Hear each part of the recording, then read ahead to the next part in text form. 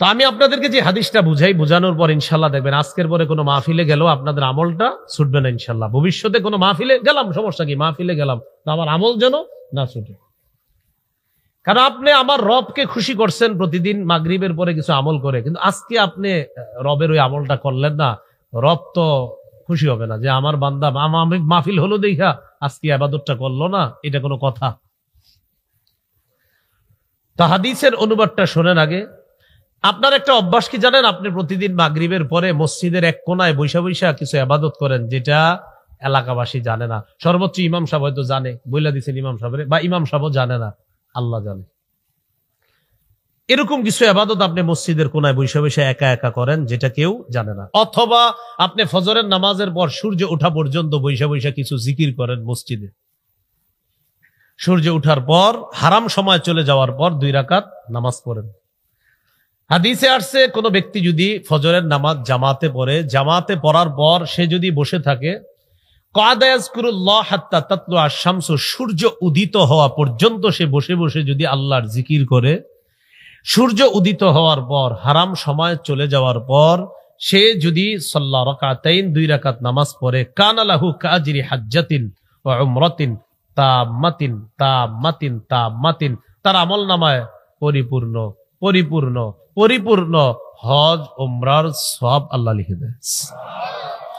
এই আমলটা আপনাদের মধ্যে কেউ কেউ ডেলি করে, যেটা এলাকাবাসী আমরা অতটা খেয়াল করি না, কিন্তু আপনি করেন। হঠাৎ কি হয়েছে, একদিন আপনি অসুস্থ হয়ে গেছেন, এই দিন ফজরের সালাম ফিরানোর পর তাড়াতাড়ি বাসায় চলে গেছেন, বাড়িতে গিয়ে যদ্দূর পারছেন ইবাদত করে তাড়াতাড়ি শুয়ে গেছেন। এর মানে অসুস্থতার কারণে আজকে ইবাদতটা আপনি প্রতিদিনের মতো করতে পারেন নাই। অথবা মাগরিবের পরে আপনি অসুস্থতার কারণে প্রতিদিন যে ইবাদত করতেন আজকে সেটা করতে পারেন নাই অসুস্থতার কারণে। এখন আপনি যে অসুস্থতার কারণে করতে পারেন নাই, ব্যাপারটা দুনিয়াবাসী না জানলেও কে জানে? এই কথাটা বুঝে আসছে সবার? এবার হাদিস শুনেন কি বলে নবী।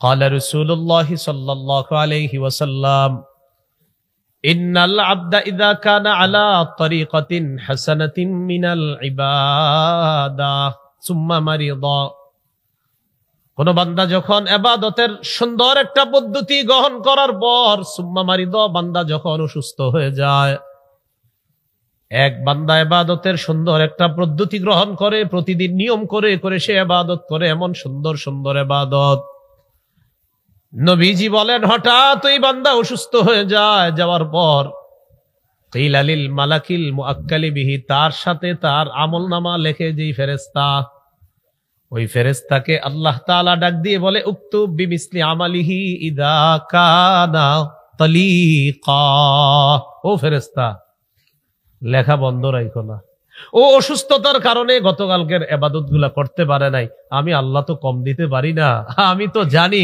ও সুস্থ থাকলে আজকে ইবাদতটা করতো, অসুস্থতার কারণে করে নাই, তো সমস্যা কি করে নাই, তুমি সওয়াব লেখা বন্ধ করবা না, গতকালকের মতো আজকেও সওয়াব লেখো।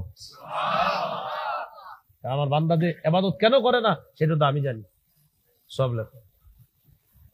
আল্লাহ আমাদের সকলকে পার্সোনাল কিছু ইবাদত আমরা করার তৌফিক দান করেন।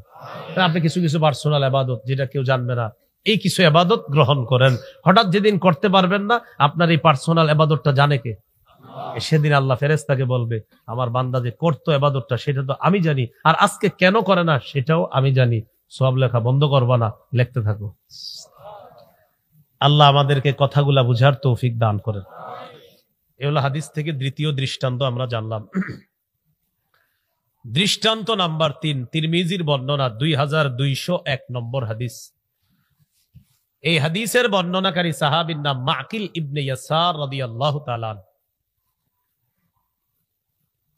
রাসূলুল্লাহ সাল্লাল্লাহু আলাইহি ওয়াসাল্লাম বলেন, আল ইবাদাতু ফিল হারজি কা হিজরাতিন ইলাইয়া, কলহ বিপর্যয়ের জামানায় ইবাদত করা, ফিতনা ফাসাদের জামানায় ইবাদত করা আমি নবীর কাছে হিজরত করার মতো। এখন জামানাটা কিসের? নবী বলেন ফিতনার জামানায় ইবাদত করা আমি নবীর কাছে হিজরত করার সমান। সাহাবীদেরকে আল্লাহ নবী অন্য বর্ণনায় বলেন ওই জামানায় আমার উম্মত ইবাদত করবে, আল্লাহ তাআলা একজনের ইবাদতের সওয়াব দিবে 50 রাজুলান, 50 জন ইবাদত করলে যেই সওয়াব, আমার একজন উম্মতকে 50 জনের সওয়াব দেওয়া হবে। সাহাবীরা বললেন হুজুর কোন 50 জন? সাহাবীরা বললেন হুজুর কোন 50?